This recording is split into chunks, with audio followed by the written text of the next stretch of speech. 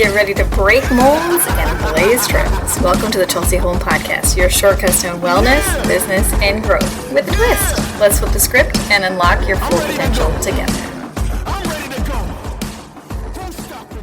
When God takes you down a new path, the real question is, are you listening or not listening? And how are you going to respond? So this episode is diving into the big shifts that God has taken me on. And I wanted to start off by sharing what my journey has looked like for the last couple months. So I got my start in business and network marketing. I still have that business. I still run that business. I still coach my team. I'm not as actively out there bringing in new customers, but health and wellness, everyone has health, everyone needs wellness. So that's something that I will always share because that's something that radically transformed my life, right? If you want any information on that, it's always in the show notes because, again, if you don't feel your best, it's really hard to show up and give your best. And that's where I got started. That's my origin story. I was a mommy turned energetic because I was able to replenish the nutrients I had lost from having 3 kids in 3 years, and I didn't know that. Anyway, so that's where I got my start. And then in the last several years, I stepped into coaching. I got 2 certifications. First, my John Maxwell certification to be a coach, speaker, trainer of his content. And that really taught me the format for coaching, how to have accountability, how to actually coach somebody through their goals and to help them to get results, right? And so that taught me the format. And honestly, I just love John Maxwell, everything he does. I love how he leads. I love that he's pastor first, this big leadership guru second. And I think everything that he does, is so helpful, especially when we're talking about growth. So anyways, and then fast forward a few years, this last year, I got a secondary certification in the social selling leadership school. And this was specific for people who are coaching their teams inside the direct sales network marketing industry. But what I got from this was, how to actually have a format to coach my team, but so much more than that, because there was a lot about emotional regulation, creating space for emotions. And that really started me on this journey to my own move from emotional suppression to emotional expression, to later and most recently doing work on my own nervous system regulation, getting out of the chronic stress responses where it's not a mindset thing, it's your body physically responding. I always explain it as, if you think about something that really scares you, if you just think about doing that thing right now, even though, say you're afraid of sharks and you're thinking about sharks right now. Side note, I love sharks. I have always been fascinated by sharks. So Shark Week is something that I've always loved to watch. Not all the sharks, but specifically great white sharks. And I think it's probably because I watched Jaws when I was a very little girl. So I had this fascination yet terror surrounding sharks. And so just watching Shark Week, even though I'm not in the water, right? I was in my living room watching this, my heart would start to race. My palms would start to get sweaty. My body was having a physical reaction because it was being prompted by this fear, right? And our brains and bodies are wired to keep us safe. And so I've gone through this whole journey, right? And I spent the last 2 years working to build my own coaching business specifically for women in business, right? Who are in the same space, who have network marketing businesses, who are in direct sales. And time and time again, I did not build it in the successful way of looking at the numbers. I would launch programs and I'd have a few join here and there. I'd launch masterminds. Sometimes no one joined. I just came off of launching one. You have heard me talk about embodiment, the 4-week cohort. Guess who joined? No one. And here's the thing. I have been working so hard and so consistently over the last couple of years, and I did not have the success that truly I believe should have been inevitable, okay, with how hard I was working in the direction I was moving. And here's the thing that I want you to know out of all of this, I don't think God allowed me to have the success as a coach that I was working towards, because had I had that, I would not be where I am today doing what I am today, because I would have already had all of the earthly things, hit the goals, and still been deeply rooted in self-reliance and working hard. And not that there's anything wrong with working hard, but here's the crazy thing is when we're following the Lord, the work doesn't feel hard. And also there are miraculous things that begin to take place, that just like this incredible alignment that happens and doors opening. And, you'd heard me, I started to make this shift into, for the glory of God, for my growth, and for the good of others. And that is very much still what I am rooted in and what I'm doing and why I'm doing it. But God shifted gears on me, or maybe I just started listening. It really started with identifying the lies that I had allowed the enemy to grab hold in my heart, that I was lacking something and I needed to figure that out. And once I figured that out, then I could be successful. And that was not the case. That was a lie from the enemy. And what I learned is to identify those lies is anytime I make a verbal agreement within my mind. And this has been brought to my attention that because I was like, well, how do I know if I've made an agreement with the enemy, right? Like, he's not omniscient. He is not in our head. But I think our enemy is very real around us and whispers things into our ear that we can't visibly see, but we audibly hear. And so for me, what this looked like was like, here's a very real example. So I've struggled with online shopping and not to the extent that like, I ever was like crazy and like put us in like crazy amounts of debt, right? Maybe I'm just saying that to make myself feel better, but I always overspent. And I was shopping in a way that like, I was also excusing it as, well, this is, what we did to bond in my family. Like, this is how I feel loved. But when you really peel back all of the layers and you get to the real reasons behind it, it was a vanity metric that, I was making decisions from a place of lack and feeling like, if I just looked this certain way or had these certain clothes, like then, I would be more successful. I don't know. Like, even there was a point when I started dressing like this future successful version of myself. And I've since changed my tune, honestly, based on what God has shown me on this idea of your future best self. Because when you do that, you are always looking at a gap and you're always going to be lacking. And instead, what God showed me was, he created me a certain way.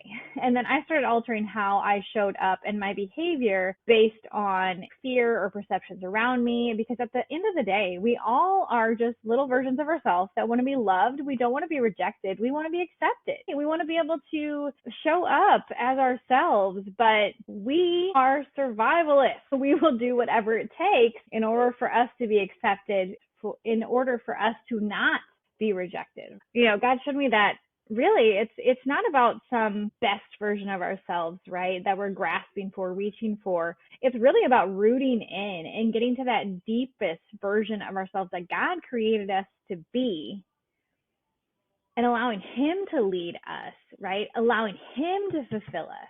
Because when God is the one who fulfills us, we don't need anything else. And there's a difference here between self-reliance, that I am filling my needs, I am meeting my needs, and complete reliance on the Lord and allowing him to fill our cup.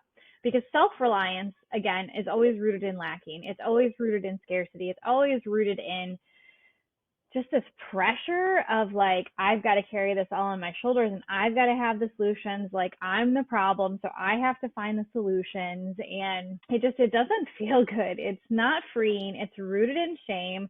I think it's very much driven by the enemy and our own selfish flesh, versus being deeply rooted in the Lord and allowing him, or not even allowing, inviting him to fill us, to be the only thing that we need, the only thing that gives us true life, that Greek Zoe, which is fulfillment, right? That can only be found in him. It's not in what we do or what we have or the goals we achieve, none of that, right? Like, that's kind of like all gravy and icing on the cake on the back end as a blessing, but that's not what actually fulfills us. And that's the difference between self-reliance and fulfillment in the Lord. And when you are fulfilled in the Lord, then you're able to show up out of an overflow and an abundance, right? It's not out of compulsion or have to or should. It's now, wow, like I have so much in me, like it can't help but bubble out onto those around me, right? Especially my husband. And so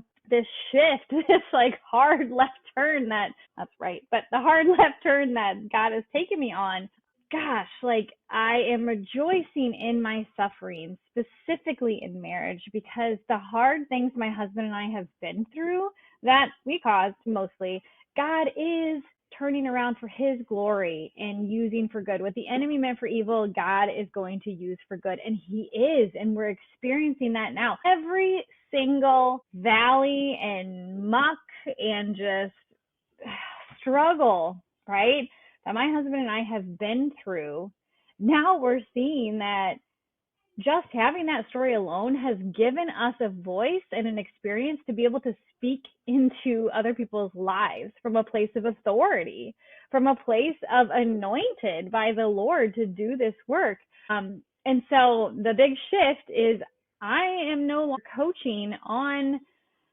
my own. And what I've done is I'm actually partnering with an established coach who, this is the same program my husband and I went through a few years ago. I don't even know how many years ago it was now, but several years ago. You know, my husband and I at that point had what we would say a good marriage, right? Like it was pretty good. Like we had learned how to communicate better. We had learned, how to kind of express our expectations for situations so that things were actually enjoyable. We were able to navigate through conflict much better, but we were still coming back to the same issue, an intimacy issue, where we really felt like we had mismatched drives. And the world told us, you have mismatched drives. And, the world said the answer was compromise, that my husband needed to want sex less and I just needed to want it more and initiate more. But the problem with that is when we're looking for fulfillment in marriage and looking for fulfillment from our spouse, we show up from a self-reliant, compromised position that is pressure, it's expectation, and it leaves a whole lot of room for just being let down and not feeling fulfilled. Instead of this shift where we deeply root in the Lord, and now we are able to show up for our spouse from a place of overflow and abundance, like everything changed. Anyway, so that intimacy issue that we kept coming up against, that we just could not figure it out, and we also were fighting against this idea of compromise. We just didn't feel like compromise was the answer, because to us, compromise meant, and we tried this. We tried the compromise method. What that actually translated to was my husband suppressing his desire, ignoring it, trying to hide it, or just not express it, and me forcing myself into an expressive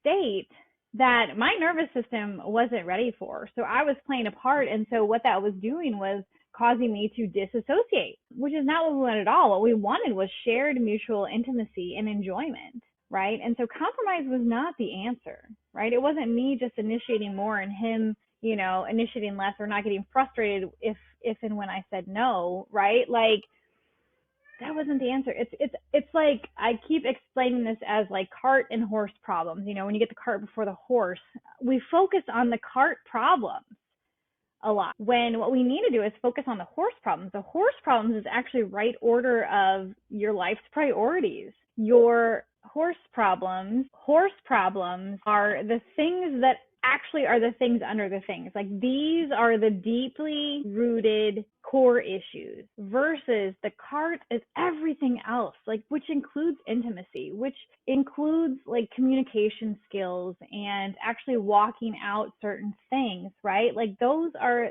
on the other side, but we have to address these horse issues first.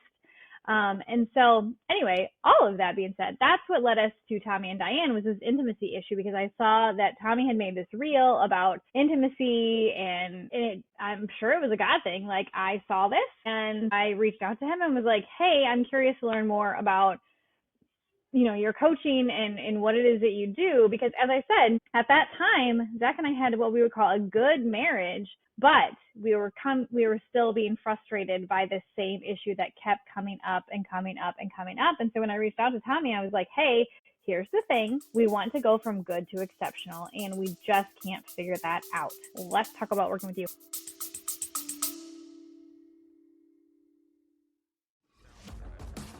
Oh my gosh, I am so glad you're here. I'm so glad you're listening to this podcast. As you know, I believe that if you're not growing, you're dying. So you are in the right place to continue developing your growth mindset. If you have a business and you're an entrepreneur in any capacity, but especially in the social selling world, online and social media, but you're feeling stuck. You've created some level of success, but you can't seem to get past it. You're frustrated, you're feeling burnt out, you're starting to question yourself. You don't feel like you're fully stepping into who you are and how you want to build your business, then go check out my signature course, the Speed and Stability Playbook, and you're going to get timeless principles that are going to be funneled through your strengths so that you can show up and build your business exactly like you want and not how someone is telling you to, so that you can work on the mindset of becoming the person that already has the things that you're looking to create and being able to do that and generate that through any strategy that aligns with you. Go check that out now in the show notes. Now let's get back to the episode. And I remember that first conversation, that call that we had with Tommy, like Zach showed up and he was there with me, but he was not happy about it because to him, we had been down this path so many times before. This was like being a dead horse to us. Super frustrated. Every conversation led us to the same place of really just a stalemate and not figuring it out. And so we decided to work with Tommy. I think at the time we paid $2,700. That was the cost of his high level marriage, right? And since we've done it, he shifted to high level husband. Okay, so we went through his program. We went to a retreat at his house. It was amazing. We were able to do a lot of really good work in our marriage and had really grown to a place over the last several years of, things were pretty great. So we went from good to great, right? Not quite exceptional yet. And then in the last several months, you guys, you've heard me share about the things that I've gone through, this deeper sense of self, this nervous system regulation, this emotional expression, and being able to not just feel my emotions, but work through them and process them and release them. And that's been huge for me. And that's really brought us to this place of exceptional. And we're very, very aware of it that, here we are at 16 years of marriage where our intimacy is getting better and better and better, and our communication is getting better and better and better. And it's like, this is typically when relationships have already dissipated, into divorce, or it's such an unenjoyable roommate status at this point that we almost feel guilty that we're here in this place, but then we don't, because we know this is totally a God thing and this is where God has brought us for such a time as this. So now we can pour into other marriages and do work for eternal impact. And so today, as I said, I'm partnering with Tommy. And so, he's got all these high-level husbands in this amazing community that he's built. And, men of all different situations. You say, some people who have, burned their marriages down, or their wives have burned their marriages down. And God has given us a voice because we smashed our marriage to pieces. And God performed a miracle. And here we are today. We had to put legs on that prayer and we had to do work. But this is possible. And that's my message to people. Your marriage is never too broken for God to step in and totally redeem it and blow your mind on what he has and what is possible when marriage is done in his way, in his order, being filled by him. And it's just amazing. And so what I'm going to be doing is I'm coming in and I'm going to be creating a mirrored image course of the high level husband.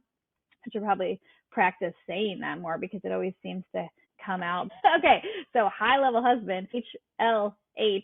I'm going to be doing a mirrored image course of high level wives. And so we're going to be creating this community. We're going to be doing group coaching. We're going to have the course. I will also offer one-on-one coaching, and we have special offers for if the husband comes in and the wife wants to join on the other side, or if the wife comes in, the husband wants to join on the other side. There is going to be so many amazing options for that, because the point is God is putting his hand in these marriages and using us as his mouthpiece, as his vessel for taking marriage back. Because under God, like, we are responsible for ourselves and our marriages. When we come together as husband and wife on one team, rooted in the Lord against the world and the real enemy, there's power in that, and the enemy does not want that. If an enemy can turn spouse against spouse, his work is done, right? And so we're undoing that work, and we are unifying couples for God's greater purpose. Because when we're fighting against ourselves, right, how can we actually show up and do the things that he's called us to in the fullest capacity that he's planned for us, right? For his glory, for our growth, and the good of others. So this massive change, I have been slowly converting all of my social media feeds, all of my assets, tools, everything, links, all of it, I have been converting to, I'm still the coach, but instead of being the strategic mindset coach or the growth mindset coach or, the high achiever, women's business coach, right? All of these different things, all of these different labels, God is calling me to be the wife coach. And so that's what I'm doing. I said, yes, Lord, and amen. And I kept saying, like, I'm here, Lord, send me. But the problem was I was still holding on tightly to this idea that I have built my own coaching business. I have built it to 7 figures. I'm a 6-figure earner, right? Like, those are my goals that I was holding on tight to. Now, I still have those same goals, but it looks completely different. It's funny because Zach will be like, so where are we at? Like, what, tell me about your business and how's it going? And I'm like, well, here's the thing. So I've been driving the car for all of these years, trying to figure out where to go, like turning the radio down, trying to figure it out, navigate myself. And now I'm just chilling in the back seat, doing what God is telling me to do, getting out when he tells me to get out and doing that. But he's driving and I'm along for the ride. And so, yeah, I have direction, I have vision, I have goals, I have a mission. Absolutely. I have targets, but I had to let go of a lot of what I thought it was going to look like and lay those things down. And it was interesting because when Tommy and I were talking back and forth about like what this would actually look like, I had asked him about my social. I said, I don't really want to completely change it to now I'm just, high level wife, right? Like I still want to be me and I am my brand and,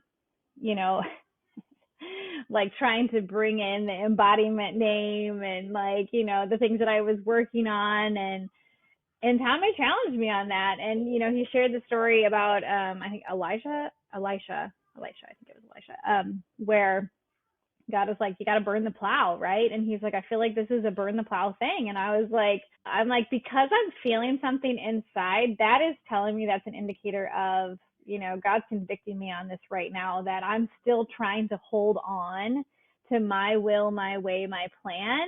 And God is like, I need you to let go and let me. And I'm like, boy, but, because I think that there's this deep sense of like, but I've been working so hard and like, I feel like I'm throwing it all away. And God's like, no, you're trading it in for something way better that you could have never planned. And I'm going to keep reminding you of that. Like, and I want to remind you of that. Like, this is me, Chelsey, not God talking. This is me.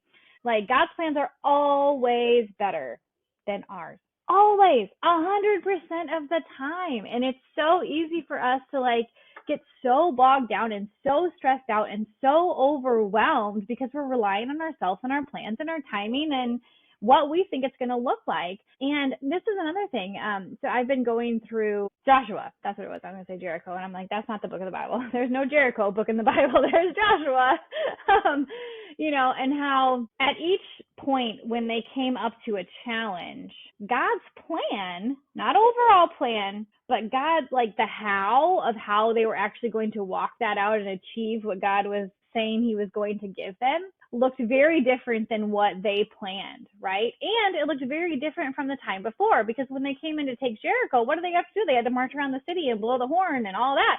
Well, when it came to the next challenge, it looked completely different. They didn't march around the next city and blow their trumpet again, right? Like it was a completely different plan. Still the overarching plan that they were going to be given the land that was promised to them, right? But the actual approach and the walking out of it and the strategy, if you will, was completely different. And this is what I have, it's like this is part of that, like, you know it in your head, but are you actually living it out? And this is what I've been challenged on, is that, God has always desired relationship. That is what, I mean, if not, he wouldn't have had to give us a choice and we could have just been robots, right? But it's about relationship and free will to him. And we get so caught up in the busyness of life and the hustle and bustle and our plan and our will and our way and our timing and like how we think it should look, that we completely put off to the side actual deepened relationship with him. And it's interesting because I felt completely like I was capable of coaching women in business because I had done that, right? And yeah, okay, we've walked through all these hard things in our marriage and we have done these things, but our marriage isn't perfect, right? Like, do we have metrics like in data to show like we had this many, conflicts before without resolution and now we have this many? Could we go back and get that data? No. Not at this point. But do you see what I'm saying? Like, I don't feel qualified to do what I'm doing now. And that's a good thing because I don't feel like I have all the answers, because I feel like I'm completely in over my head in the best of ways. It's requiring that I rely fully on the Spirit to lead me, to give me the words, to speak through me to people who are hurting, right? Like people who are very uncomfortable, people who are on the brink of the darkest night they've ever experienced in their life. And I get thrown into that. Guys, I feel so over my head, but it's such a good thing because it really is challenging me. That this is not about me having all the answers. This is not about me being like, here, X, Y, Z, this is what you need to do. Yeah, do we have practical things that come along with it? Of course, absolutely. But every person's situation is different. And here's the thing. God is more for your marriage than I ever could be, and even you are, or your spouse could ever be. Like, he created marriage. He created relationships. Marriage is the earthly mirror of our relationship between Jesus and us, right? Like him and his bride, the church. Like, this is an earthly example. I don't know. An earthly, like it's an embodiment of that heavenly vertical. So it's the horizontal to the vertical. And that's why it's so hard. And it's so worthwhile because it's not about our happiness. It's about our holiness. That's what marriage is about. It's a reflection of that. And the way that we allow, first of all, God to love us, but then we also love him and desperately crave that relationship and that closeness of walking in sync with him every single day and rooting everything that we do in prayer. Not like he's a genie, but like he's actually there with us because he is. And he cares about the details of every little thing, right? And marriage is a reflection of that. And so I'm so thankful that Zach and I had these points of frustration in these earthly conflicts that we were having, because they always pointed us back to the fact that this isn't how it should be. We have this deep yearning that exceptional is possible, but we didn't know what that looks like, right? It was like a feeling we had, and that's not something that you see, and it makes a lot of people uncomfortable. It makes us uncomfortable, right? Think about when someone is outgrowing you, or just think about physically outgrowing your shoes or your clothes. It's uncomfortable, right? And because it prompts us to look at the areas where we're not growing and someone else is. And so we have such an amazing, eternally impacting opportunity here with marriage, because it is it's an earthly reflection of that heavenly relationship. And there is so much. Everything is built on this foundation. We have our foundation in the Lord, but our earthly foundation here is this marriage, and everything else goes out from it, right? And I think that's the thing that I was coming up to with helping women, and I was coaching women, and more often than not, we were actually coaching through the physical body, right? Those responses, that nervous system. We were coaching through communication, but we were coaching through marriage, because you can have this amazing business and have all the success, but if your marriage is falling apart, or your relationship with your kids is not there, or you literally can't be present with your family or your spouse, that's a problem. And you feel it. Even if you don't name it, you feel it deep in your soul, right? Like, there were so many years of me building my business, ignoring my husband, because there were so many things going on, right? Like, I had this misaligned concept or belief that, like, I needed to prove my worth to the Lord and to my husband. Like, I needed to make myself valuable, rather than realizing that God made me valuable in and of who I am, because He made me, right? There's nothing to earn or achieve there. And so that's where this shift has come from also, is seeing that like, I want to help women with their businesses, but more than that, I want to help them first and foremost with their relationship with the Lord, with how they are loving themselves, because, there's a reason why the 2 commandments are love the Lord your God with all your heart, soul, strength, and mind. And the second commandment is to love your neighbor as yourself. We always miss that as yourself part, because how much do we hate on ourselves, and how harsh is the words, or are the words that we speak to ourselves inside our head that we would never say to anyone else, right? How often do we put ourselves last and not prioritize our health and our well-being and all of it, right? That's a problem. And here's the thing. When you grow in your relationship with the Lord, and you grow in how you're showing up for yourself and keeping promises you've made to yourself, because your body is a temple and you want to care for it, and your mind is a place that there's a reason God has talked about that so many times in His Word, right? It's an important battleground. And when you are growing intentionally closer in your marriage, everything else improves. It's like the tide that rises all the boats, right? The rising tide lifts all the boats. Yep, but it doesn't start with business growth. It starts in the right order. God, you, your spouse, everything else, right? And so this is the massive shift that God is taking me on, and I hope you'll stay with me along for this ride. I'm still going to be incorporating all of the things that I have, had experience over the years, but you're going to be getting more of the inside peek to our marriage and the struggles we've had, and, and knowing that you're in the right place here, if you're married or you ever want to be married, but you're in the right place, whether you're on the brink of divorce in your darkest valley, or you're in a place where you want to go from good to great, or great to exceptional. I see a lot of content out there with the cart things, right? But we're going to focus on the horse things, and then we can fill the cart and work on those things, because we cannot get the cart before the horse on this, because that's where the frustration comes into. That's where beating the dead horse comes in.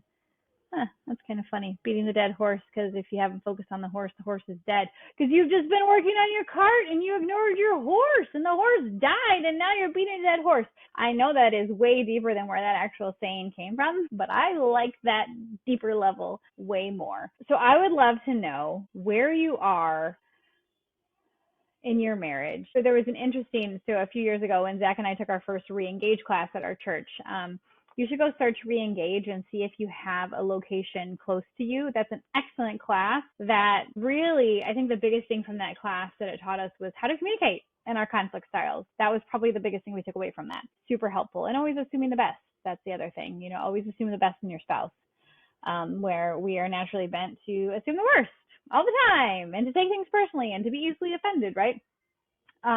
What was I saying? Oh yeah. So when you start that class, you start off by rating your marriage from, I think, 1 to 10. And I think when we first came in, I think I rated ours as an 8, which is pretty good, right? Because I thought our marriage was pretty good. And I think Zach rated it at like a 6, I believe. And I was like, what?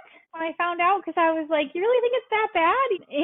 And then when we actually had a conversation about it, imagine that, he was like, yeah, because I think that we have so much room to grow and so much room for improvement. Whereas, rating it at an 8 is like kind of where you hoped it would be, instead of being realistic about it. And I think that we can easily be unrealistic about our marriage with our expectations, but also unrealistic about where we actually are at the end of the day when we're honest. with ourselves, with each other, and with the Lord. And so I'm curious to know, and I would love it if you guys left a review or, send me a DM, Chelsey_Noel on Instagram, and just weigh in. Tell me where would you rate your marriage? And if you're curious about what high level wife is going to look like when that course, we're planning on starting like here right away, and hopefully having at least the first modules out within the month, like as soon as possible, and starting to build that wives community. If you're curious in that, then, send me a DM that says wife, and let's start that conversation about what that's going to look like, because this is the place you want to be. It's really challenging to find other believers who are actively and intentionally working on their marriage, but other people who are actually in support of and cheering you on to win in your marriage. I mean, come on. The standards in our society for marriage are very low, very low. And we wonder why most marriages end in divorce, or over half of marriages end in divorce. Why? Standards are low. We have this mentality that like, I have to be awesome until I score my spouse, and then I can totally just take the easy lane, put on cruise control, and, check out because I've already bagged my deer, right? Like, no, that's when the actual work begins, where, you got to roll up your sleeves and be intentional. But how many people are learning that? How many people are teaching that, right? How many people are being vulnerable enough to say that, wow, our marriage sucks, but this is how we've gotten through it, and we want to turn around and now help you get through it as well, right? Oh my gosh, like in the social media world, I love social media, but you do not know what's going on behind closed doors. And honestly, back in the day when we were on the brink of divorce, I didn't want to get divorced, not because I knew it was wrong or because I thought something better was possible, but just because I was like, what are people going to say? Like, I was more concerned about us being another statistic because of what I thought people were going to say about us or think about me in that, right? Because we had portrayed a certain way that everything was good, when behind the surface, like, things were not good. And it's not that they were terrible, but it was not intentional. Like, we were not intentionally working to grow together because we just didn't know. Right? But now we know. So we learned a lot of ways not to do marriage. And, I know that in life we learn things the hard way. I wish that was not the case. I wish that we could learn things the easy way, but that's just not the case. So, hopefully us sharing our hard things can help you to at least minimize the damage that you're walking through and just get out of things much quicker. That's something Zach said to me last night when I was going to be on this call for the men's group, that he was like, one thing I would tell these guys is that, just because you burn the house down doesn't mean you have to stay there, like, in the ashes. Like, you can get out of that much quicker when you get over yourself and surrender it all to the Lord, right? Like, my husband's always said, like, it was easy for him to forgive, or like, be forgiven by God, be forgiven by me, but actually him forgiving himself, like, he couldn't let go. And so things can move faster if we just let go of the stupid stick, right? Like the monkey and the stick. All right. Hope you guys enjoyed this, and more content like this coming soon. Leave me a review, subscribe so you don't miss any episodes. I drop a weekly episode here. Thanks for joining the Chelsey Holm podcast journey. If you've enjoyed challenging the norm and embracing growth with a twist, share the love. Don't forget to subscribe. Until next time, keep defying expectations and keep leaning into who God made you to be.